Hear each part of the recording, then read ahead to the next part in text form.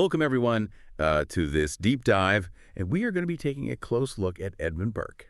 Now, you might be Mhm. thinking, okay, Edmund Burke isn't exactly a household name like Plato or Aristotle, but trust me, his ideas about politics and society, they're incredibly influential and still relevant today. You are absolutely spot on there. He wasn't just some philosopher locked away in an ivory tower. He was out there in the thick of it. I mean, involved in the politics of his time.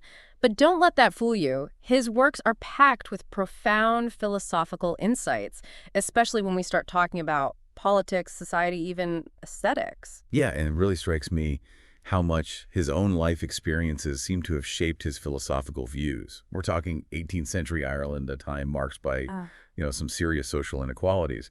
And he saw firsthand the need for improvement, and that really seems to have fueled his thinking. Absolutely. Burke, you see, he was a firm believer that those with education and power had a responsibility to guide society towards positive change. He wasn't interested in abstract philosophizing that was detached from the realities of the world. It's interesting because this emphasis on, practical improvement, it kind of echoes the ideas of another prominent Irish thinker of that era, George Berkeley.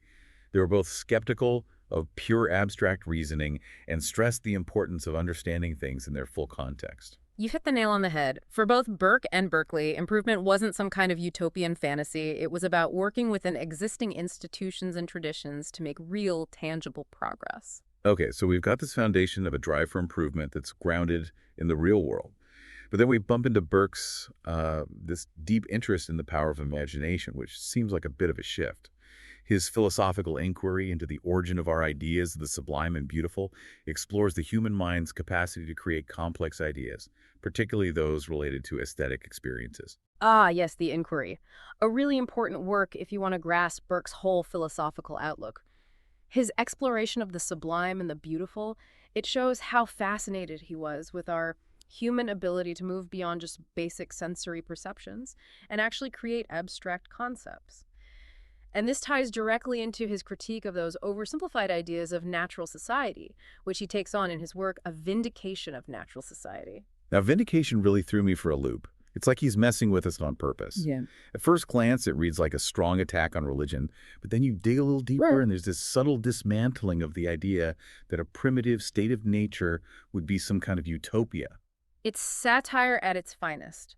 By writing as if he's a deist criticizing religion, Burke cleverly exposes the flaws in trying to apply super-rational and idealistic principles to something as complex as politics. And this is so important because it highlights the huge difference between seeing society as something organic that needs careful nurturing, which is Burke's view, and this idea that a primitive state of nature is the ideal. For a philosopher like yourself, I bet that satirical approach is just fascinating. He's not hitting you over the head with his arguments, but instead he's leading the reader through a thought experiment to expose the problems with a certain way of thinking. Exactly. It shows just how deep his philosophical engagement really is. And this sophistication, it also comes through in his theory of language, which I think is one of the most overlooked parts of his work. He challenges the idea that abstract terms like liberty or justice have these fixed universal meanings. Instead, he says they evoke powerful images and emotions, and they shape how we understand the world. And he was brilliant at connecting these abstract ideas with actual historical events and people, right? Especially in his writing and speeches, he uses history to bring those ideas to life. Absolutely. For Burke, history wasn't just some collection of facts and dates. It was like a living tapestry of human experience, a source of wisdom and also kind of a warning. Like in his works, an account of the European settlements and an abridgment of English history, for instance. In those texts, he shows how complex social and political development really is, and he pushes back against those simple narratives of progress or decline. And it's especially striking how he uses historical examples to try and improve the image of Catholicism in England, particularly because at the time there was so much anti-Catholic sentiment. It shows he was willing to challenge accepted narratives and dig into the nuances of history. Absolutely. And this brings us to the point where Burke the philosopher and Burke the politician meet. His deep understanding of language of history, of the nature of complex ideas, it wasn't just for theoretical discussions. It influenced his actions and arguments during his long career in British Parliament. So he wasn't just an academic sitting in his office. He was out there dealing with the challenges of governing and trying to put those philosophical principles into practice in the real world of politics. Exactly. And a great example of that is his approach to the American Revolution, which is a fascinating case study in Burkean thinking. He didn't just pick a side. He grappled with all the nuances of the situation. He recognized that the American colonists had legitimate complaints, but he also wanted to preserve the British Empire. His idea of the British Empire, it's really interesting how it kept changing. He tried to find a balance between Parliament's power and the liberties of those American colonies. Not an easy thing to do. Sounds like he was walking a tightrope. Yeah. And yeah, it really does show how he put his philosophical ideas to work during a real political crisis. You see, because he understood complex ideas so well, he could come up with solutions that weren't just black and white. It wasn't just forcing the colonies to obey or giving them complete freedom. He saw there was more to it than that. It seems like his respect for tradition and his awareness of what could go wrong, Yeah. those unintended consequences of big changes that really shaped how he dealt with things. Oh, absolutely. He was worried about the potential downsides of the revolution, even though he understood why the Americans had some legitimate complaints. But this cautious approach, it's totally different from how he reacted to the French Revolution. That was a real turning point for him, both in his life and his thinking. Yeah, the French Revolution seems to have been a really troubling event for him. With the American Revolution, he saw a chance for reform within a system that already existed. But the French Revolution, with its complete overthrow of the monarchy and the whole social order, that must have seemed like something else entirely, something dangerous and misguided. The French Revolution really shook him to his core. You can see it in his writing, his tone changes and reflections on the revolution in France. He's not just disagreeing with specific policies. He's going after the core philosophical principles behind the revolution, principles that he thought were totally wrong. Would you say that he saw the French Revolution as like a betrayal of those principles of slow organic change that he valued so much? Exactly. Burke believed that those abstract ideas of liberty and equality, if they're not connected to history and practical realities, they could easily lead to tyranny and chaos. That's an important thing for a philosopher like you to think about the possible dangers of idealism that's not kept in check. He wasn't against change itself, but he believed that change, especially drastic change, had to be approached carefully with a deep understanding of what it could lead to and with a firm grounding in tradition. And this brings us back to his theory of language, doesn't it? Those abstract terms like liberty and equality, he argued they don't have set meanings. They're powerful symbols that can bring up a lot of emotions, and they can be manipulated for political purposes. Absolutely, and that insight makes his criticism of the French Revolution even stronger. He saw how these abstract ideals were being used to justify violence and upheaval, and he was really worried about the long-term effects. He believed that real freedom wasn't about destroying the existing order, but about carefully balancing rights and responsibilities within society. So, in a way, he was arguing for a more down-to-earth, historically grounded understanding of these big, important concepts. He wasn't saying the ideals themselves were bad, but he had a problem with how they were being used without any thought for their potential impact. Yes, and this highlights a big difference between Burke and some of the more radical thinkers of his time. He wasn't saying we should go back to some perfect past, and he wasn't embracing a utopian vision of the future. He was a pragmatist, someone who looked for practical solutions within the systems and traditions that already existed. And this focus on what's practical, on really understanding how complicated real-world situations are, and finding solutions that work within those limits, that's something that I think still matters today. We're still dealing with these questions about balancing individual freedom with social order, the role of government, the dangers of extremism. Absolutely. Burke's ideas about human nature, the power of language, the importance of history, they're all incredibly relevant in the 21st century. In a world where everything is sound bites and oversimplified ideologies, his emphasis on thinking things through carefully and not rushing into change, it's a valuable perspective.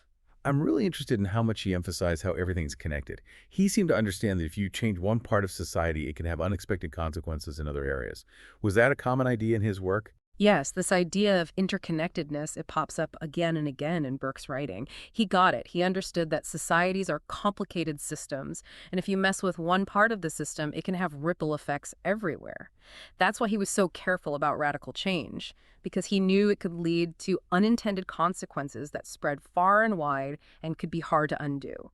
It sounds like a really systemic way of looking at things, almost ecological, in the way it recognizes that delicate balance within a complex web of relationships. Right. And that perspective seems particularly relevant now, given how interconnected our globalized world is. Absolutely. Burke's work can help us think about issues like climate change, economic inequality, political polarization.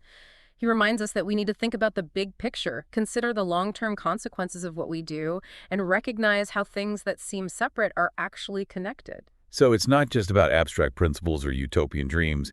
It's about getting how complicated the world really is and finding solutions that work within those realities. Exactly. Burke was really skeptical of big schemes and one-size-fits-all solutions. He believed that real progress came from taking things slowly, step by step, in a way that acknowledges how complex human nature is and how limited our knowledge really is.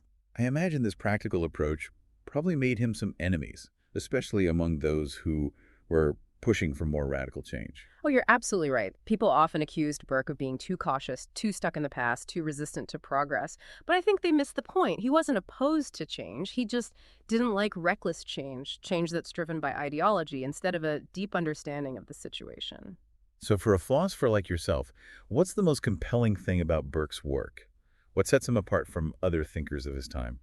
For me, it's his ability to connect theory and practice. He was a brilliant thinker and a man of action, and you see both of those in his work. It's this unique combination of philosophical depth and real-world engagement. He wasn't happy just thinking about the ideal society. He wanted to figure out how to make existing societies better, how to solve the problems that real people were facing. And it's that commitment to actually solving problems that I think makes him so interesting, especially for a philosopher like you. He wasn't just coming up with ideas. He was dealing with the complexities of politics, society, the whole human condition. Absolutely. And it's not just his political writings that offer those insights. Even his work on aesthetics, like The Inquiry, shows how well he understood human psychology and the power of ideas. I've got to admit, for a long time, I thought those aesthetic theories were a little too, fluffy for me as a philosopher. But looking at Burke's work has really made me see how those ideas connect to bigger philosophical questions about knowledge, experience, even morality. That's what's so great about Burke. He brings together all these different areas of thought, aesthetics, politics, history, language. It's like this rich and complex tapestry, and it all comes back to trying to understand the human condition with all its messiness and its greatness. And speaking of messy, we can't forget about his theory of language, which is a philosophical masterpiece all on its own. He makes us think really hard about how words work, how they shape what we see, how they can be used to tell the truth, and also to hide it. Yeah, you're right. That's a key part of his thinking. He knew that language isn't just a neutral tool for giving information. It's something that can move people, inspire them, get them fired up. And for someone like Burke, who was so involved in politics, understanding how language works was crucial. It makes me think about how we often just assume that words have these fixed meanings. But Burke shows us it's not that simple. The meaning of a word can change depending on who's saying it, what they're trying to do, what the audience already thinks. It's almost like a game, right? A game with some seriously high stakes, especially when you're talking about politics. Burke saw how easily people could use language to twist the truth, to stir up strong emotions, to justify almost anything. And I think that's even more relevant now with social media and all the political spin going on. It's like he's giving us a set of tools for critical thinking, a way to take apart the words we hear every day and see through all the tricks. And that brings us back to that last point about the French Revolution.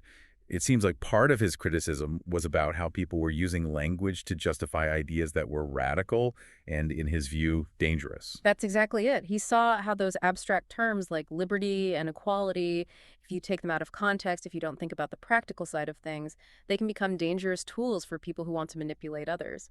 And his reflections, it's like a passionate argument for a more grounded, more historically informed way of understanding those concepts. So it's not that he was against liberty or equality. It's Yeah. just that he understood how those ideals could be twisted and used to justify things that might actually end up making things worse. Exactly. And here's a key takeaway for anyone who loves philosophy and is diving into Burke. He challenges us to think beyond simple either arguments, to embrace nuance and complexity, to understand that even the best ideas can be misused and lead to bad outcomes if we're not careful. It reminds us that philosophy isn't just about thinking up theories. It's about understanding the world as it is with all its complexities and finding ways to deal with its challenges wisely and carefully. And Burke, even though he doesn't fit neatly into any one philosophical category, offers a lot of insights for anyone who wants to grapple with these really big questions. He pushes us to really think about the connection between what we think and what we do, the power of language, the importance of knowing history, and the fact that human reason has its limits. And in a world that often seems to value simple answers over complex ones, his work is like a breath of fresh air. So as we finish up this deep dive into Edmund Burke, I think the big challenge he gives us, especially you as a fellow philosopher, is this: don't be afraid of complexity. Embrace it. Get in there and wrestle with it. Because it's in those messy, complicated areas that we often find the most important truths about ourselves and the world around us.